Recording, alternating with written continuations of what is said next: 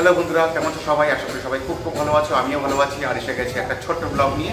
তো রয়েছি দীঘাতে। এর আগে দীঘার ভিডিওটা তোমরা দেখেছো, আর এখন রয়েছে দীঘার হোটেল রুমে।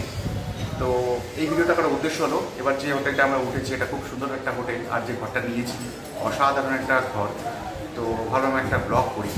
তো এখন রয়েছে কি ঘরের সামনে।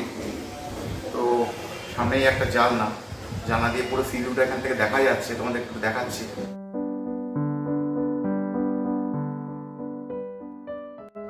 প্রবেশ করলাম ঘরের মধ্যে। ঘরটা বেশ বড় সড়ো আর সাজানো গোছানো। দুদিকে দুটো বড় বড় জানলা আর একটা ব্যালকনি দরজাটাও কাচের। এই জানলাটা এই ঘরের মুখ্য জানলা।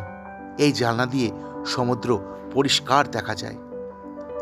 আর পাশেই এটা হলো ব্যালকনি যাওয়ার দরজা, এটাও কাচের।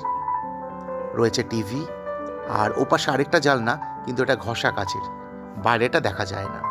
আর রয়েছে খাট।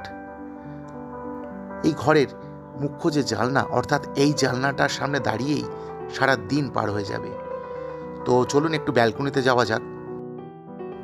ব্যালকনিটা একদম খোলামেলা, আর ব্যালকনিতে দাঁড়িয়েও সমুদ্র পরিষ্কারভাবে দেখা যায়, যেমনটা ঘরের ভেতর মুখ্য জানলা দিয়ে দেখা যাচ্ছিল। আর উল্টো দিকে রয়েছে নেহেরু মার্কেট, তার সামনে রাস্তা। সব মিলিয়ে অসাধারণ। হোটেলটার নাম করছি না, তার কারণে এটা কোনো প্রমোশনাল ভিডিও না। তাহলে বন্ধুরা, খেতে বসে গেলাম। আর দীঘাতে এসছি, একটু মাছ খাবো না তা তো আর হয় না। তো পার্শে মাছের ঝাল, সাদা ভাত আর চিকেন কষা, এই দিয়ে আজকে দুপুরে লাঞ্চটা আমরা সারবো। আর এত সুন্দর একটা হোটেলে আছি, আর একটা ভিডিও না করলে মনটা ভালো লাগছিল না।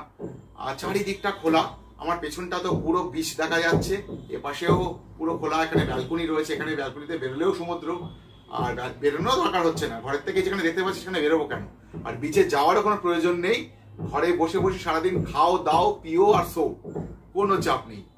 তো যাই হোক, দেখা হচ্ছে পরবর্তী কোনো ব্লগে, অন্য কোনো জায়গায়, অন্য কোনো মুহূর্তে।